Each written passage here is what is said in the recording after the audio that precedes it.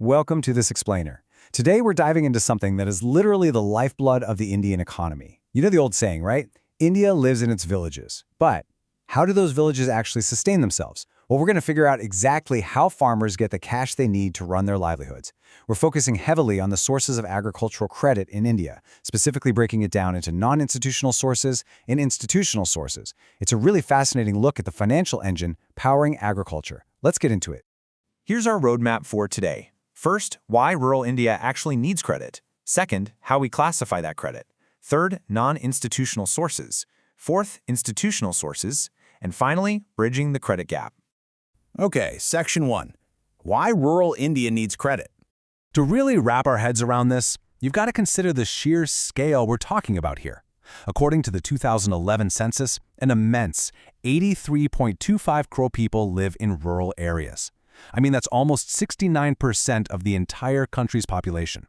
So, when a chunk of the population that massive lives in villages, the economic growth of the whole country is, well, it's completely driven by rural development. And what's at the heart of rural development? Agriculture, of course. But here's the kicker. For most of these rural families, their personal savings, they're just not enough. They simply can't finance their farming and economic activities on savings alone. They absolutely need external capital to grow. And this perfectly illustrates why getting this credit is absolutely vital. Think about it. Moving from traditional farming, using bullocks, to modern mechanized farming with a tractor, that is a huge, expensive leap. Whether it's buying high-yielding seeds, getting fertilizers, or full-on mechanization, upgrading your farm costs serious money. Credit is literally the fuel that makes this transition possible. Moving on to Section 2. Classifying agricultural credit. So before we look at who gives out the money, we need to look at the types of loans. First up, credit is classified by its tenure, basically how long is the loan for. It breaks down into three buckets. Short-term loans are for under 2 years, perfect for quick immediate needs like fertilizers or seeds. Then you have medium-term loans, which give farmers up to 5 years to pay back. That's ideal for slightly bigger purchases like cattle or smaller equipment. And finally, long-term loans. These stretch beyond 5 years and are absolutely essential for massive investments. Think buying a tractor or making permanent land improvements like digging canals. But here's a super crucial point. Loans are also classified by their purpose. We have productive loans and, well, unproductive loans. Productive loans are economically justified. The money goes directly into agricultural production, like buying land or that tractor we just mentioned, so it actually generates a return. Unproductive credit, on the flip side, is used for personal consumption. We're talking about funding a wedding or religious ceremonies. Obviously, these are socially important events, but financially, they don't generate any income to help pay the loan back. So they can easily become a fast track into a pretty dangerous debt trap. All right, Section 3, non-institutional credit sources. Now, this is where things get genuinely surprising. Despite all the modern banking apps and advancements we have today, a staggering 40% of total rural credit in India still comes from non-institutional sources. Let that sink in. Nearly half of the money fueling the entire rural economy is coming from totally outside the formal banking system. So, what does this actually look like on the ground? Well, while these informal networks give farmers really quick access to cash, it exposes a massive systemic problem. These non-institutional lenders usually charge insanely high interest rates. Local moneylenders have been a widely prevalent profession in rural areas for ages, and they often demand huge rates of interest while heavily mortgaging the cultivator's land or property as collateral. And it's not just moneylenders. Other private sources include traders, landlords, commission agents, or even just borrowing from relatives and friends. It's a system that's super accessible, sure, but it can be incredibly exploitative for vulnerable farmers.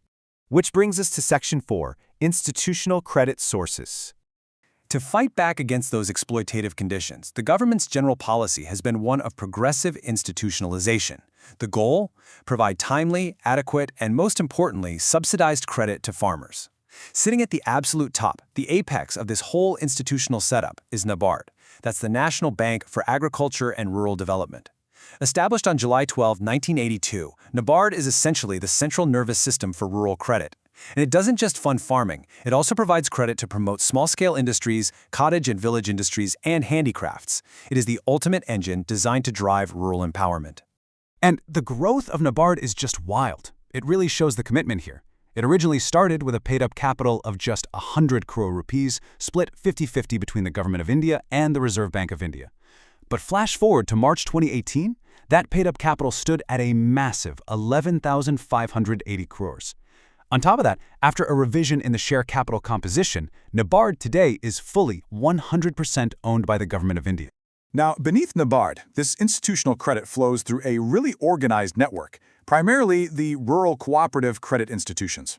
For short-term credit, it's elegantly structured into 3 tiers. At the grassroots village level, you've got primary agricultural credit societies, or PACs. Step up to the district level, and you have the district central cooperative banks. Finally, at the very top of this tier are the state cooperative banks. This tiered system basically allows funds to trickle all the way down from the state level right into the hands of local farming societies. But wait, the formal network is even bigger than that. Alongside that short-term structure, you have long-term cooperatives at both the primary and state levels for those big 5-year-plus investments. Then you've got standard commercial banks expanding their branches right into rural areas.